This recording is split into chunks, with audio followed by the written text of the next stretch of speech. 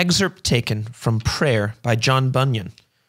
Prayer is a sincere, sensible, and an affectionate pouring out of the soul to God. First, oh, what heat, strength, life, vigor, and affection there is in true prayer. As the heart panteth after the water brooks, so panteth my soul after thee, O God. Psalm 42, verse 1. I have longed after thy precepts. Psalm 119, verse 40.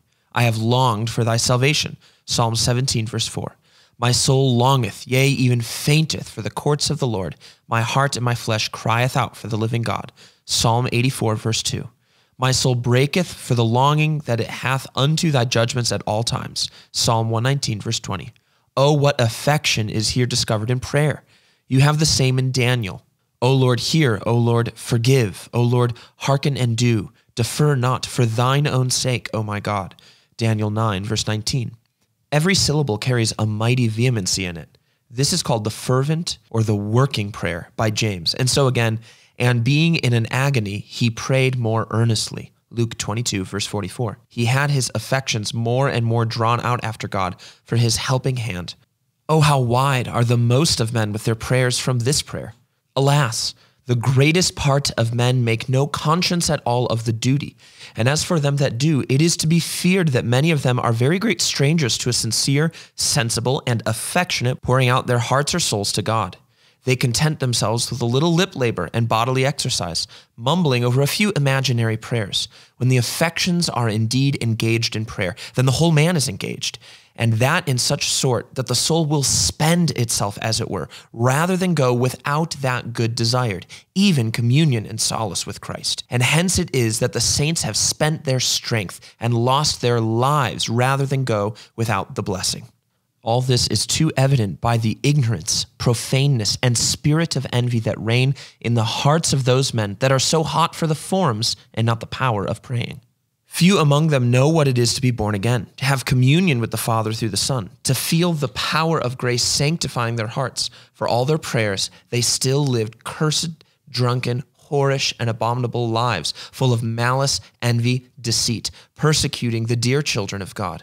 Oh, what dreadful judgment is coming for them, a judgment from which all their hypocritical assembling themselves together with all their prayers shall never be able to help them against or shelter them from. Prayer is a pouring out of the heart or soul. There is in prayer an unbosoming of a man's self, an opening of the heart to God, an affectionate pouring out of the soul in requests, sighs, and groans. All my desire is before thee, says David, and my groaning is not hid from thee, Psalm 38, verse 9. And again, my soul thirsteth for God, for the living God. When shall I come and appear before God? When I remember these things, I pour out my soul in me, Psalm 42, verse 2 and 4. Mark, I pour out my soul. It is an expression signifying that in prayer there goes the very life and whole strength to God. As in another place, trust in him at all times, ye people, pour out your heart before him, Psalm 62, verse 8. This is the prayer to which the promise is made for the delivering of a poor creature out of captivity and thraldom. If from thence thou shalt seek the Lord thy God, thou shalt find him. If thou seek him with all thy heart and with all thy soul. Deuteronomy 4, verse 29. Again, prayer is a pouring out of the heart or soul to God. This shows also the excellency of the spirit of prayer. It is the great God to which it goes, when shall I come and appear before God?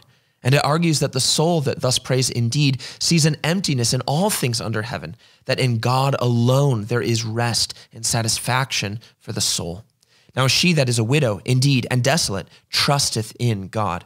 1 Timothy 5, verse 5. So says David, in thee, O Lord, do I put my trust. Let me never be put to confusion. Deliver me in thy righteousness, and cause me to escape. Incline thine ear to me, and save me.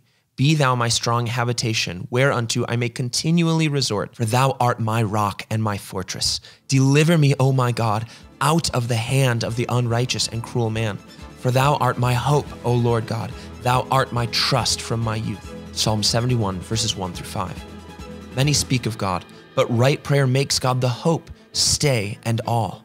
True prayer sees nothing substantial and worth the looking after but God. And that, as I said before, it does in a sincere, sensible, and affectionate way.